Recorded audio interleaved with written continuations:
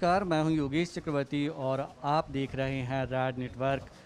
आज आरजेडी में कई नेता शामिल हो रहे हैं, लेकिन सबसे महत्वपूर्ण नाम जावेद इकबाल अंसारी जी का है, जो इस वक्त हमारे साथ हैं। सर, आप एक बार फिर आरजेडी का दामन थाम रहे हैं, क्या वजह है इसकी? नहीं, देखिए, मैं तो आरजेडी में राजनीतिक तौर पे जन्म ही लिया हूँ आरजेडी में, और लालू जी के राजनीतिक आंगन में मेरा पहला जन्म हुआ और उन्होंने ही मुझे यहाँ तक पहुँचाया। और एक बात हकीकत है कि आरजेडी के वजह से ही नीतीश जी हमको जाने। पहले हमको कोई नहीं जानता था, आरजेडी की वजह से ही, समझे।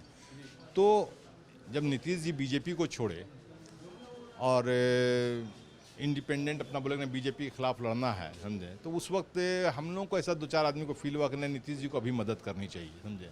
बाद में फिर मेरी पूरी पार्टी भी मदद कर रही, समझे।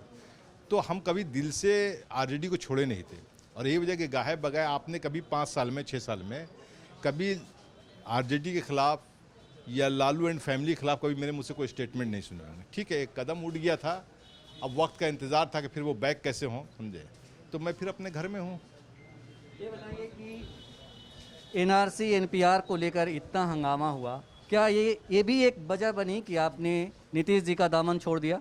देखिए, एनआरसी एनपीआर में तो जदयू पूरी तरह से नंगा हो गया। एक तरफ से नेता कुछ बोल रहे हैं, पार्लियामेंट में जो बैठे हुए लीडर हैं वो कुछ कर रहे हैं, राज्यसभा में जो बैठे हुए लीडर हैं वो कुछ कर रहे हैं, स्टेटमेंट कुछ है, वो एकदम मतलब जैसे डिप्लोमेटिक गेम नहीं होता है, डुअल पॉलिसी, समझे, कि वो उसमें मेरी पार्टी जो उस जिस हम जदयू में थे जब, समझे, वो एक तरह से मतलब ओपन हो गया कि ये क्या चाहती है, समझे।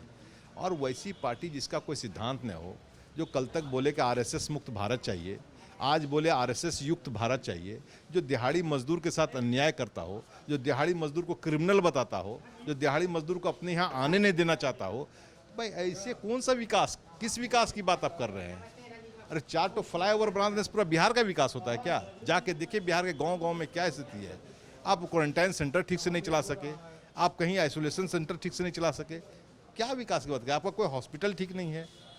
आप 15 साल विकास, 15 साल बनाम 15 साल कर रहे हैं। भाई आप 15 साल में किए क्या है? और किए हैं सही में विकास, और ताकत है नीतीश जी को, तो अकेले चुनाव लड़के बिहार में देखे पता चल जाएगा कितना विकास किए हैं। आपने कहा कि हमको लगा था कि नीतीश जी की मदद की जाए, लेकिन आपका भर्म कब टूटा?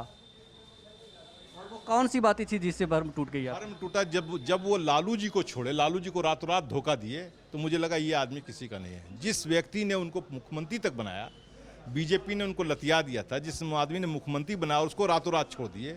आप भ्रष्टाचार का आरोप लगाते साहब, भ्रष्टाचार का आरोप आज लगा लालू जी के ऊपर? क्या गलत आरोप सही आरोप जो भी आज तो नहीं लगा है। तो जब आपको जरूरत पड़ती है तो आप पैर पकड़ लेते हैं जाकर के, भ्रष्टाचारी खत्म हो जाते हैं, कुर्सी पर मिल जाती है, फिर वो भ्रष्टाचारी होते हैं। ये प्रिंसिपल ठीक नहीं है। ये लगा कि नहीं, ये आदमी अब यहाँ रहने की जरूरत मुझे नहीं है। ये बताएं कि 2020 का चुनाव बहुत ही नज़दीक है, क्या संभावनाएं लग रही है 2020 में? युवा नेतृत्व में बिहार होगा, तेजस्वी जी आने वाले दिनों में मुख्यमंत्री होंगे, और युवा नेतृत्व बिहार के लिए काम करेगा। धन्यवाद।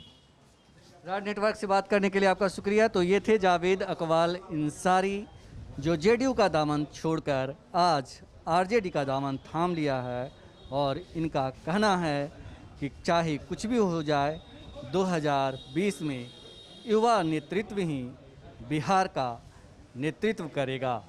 योगेश चक्रवर्ती, राज नेटवर्क, पटना।